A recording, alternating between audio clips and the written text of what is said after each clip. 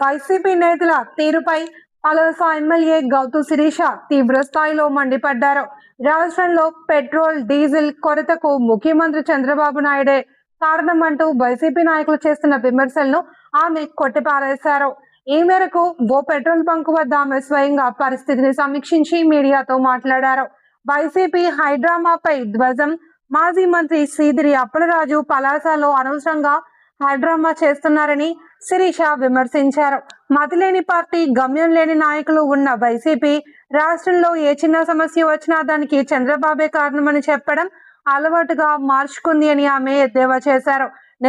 నిజం తెలుసుకున్న ప్రజలు నిన్నటి రోజున వైసీపీ నాయకులు చేసిన తప్పుడు ప్రచారాన్ని నమ్మి ప్రజలు కొంత ఆందోళనకు గురయ్యారని, నేడు వాస్తవం ఏమిటో అందరికీ అర్థమైంది అని అన్నారు. అప్పలరాజుకు సూటి ప్రశ్న. అప్పలరాజు తన అనుచరులతో కలిసి పెట్రోల్ బంకుల వద్దకు వెళ్లి హంగామా చేశారు కదా, మరి మీరు వెళ్ళినప్పుడు మీ బండిలో పెట్రోల్ పోయించుకుని వెళ్లారా లేక బండి నెట్టుకుంటూ వెళ్లారా అని ఎమ్మెల్యే గౌతు శిరీష సూటిగా ప్రశ్నించారు. పెట్రోల్ అందుబాటులో ఉందన్న విషయాన్ని ప్రజలంతా గమనిస్తున్నారని, వైసీపీ డ్రామాలు ఎవరు నమ్మరని ఆమె పేర్కొన్నారు.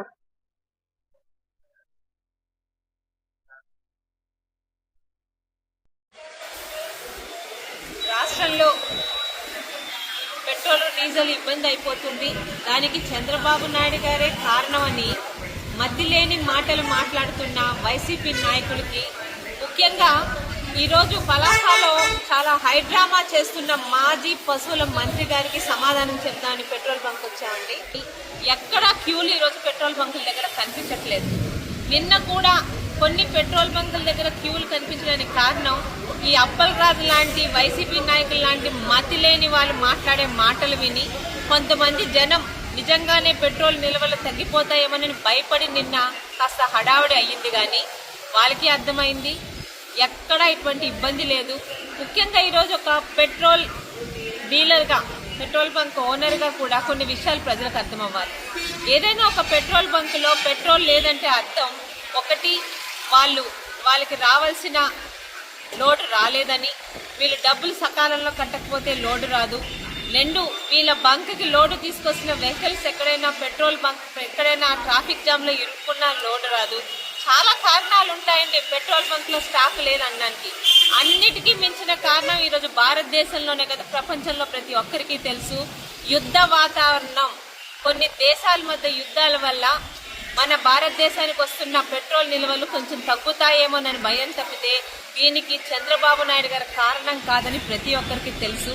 అయినా మతిలేని పార్టీ, గతిలేని నాయకులున్న వైఎస్ఆర్సీపీ పార్టీలో ఏది జరిగినా చంద్రబాబు నాయుడు గారి మీద మాట్లాడడం ఒక అలవాటు అయిపోయింది.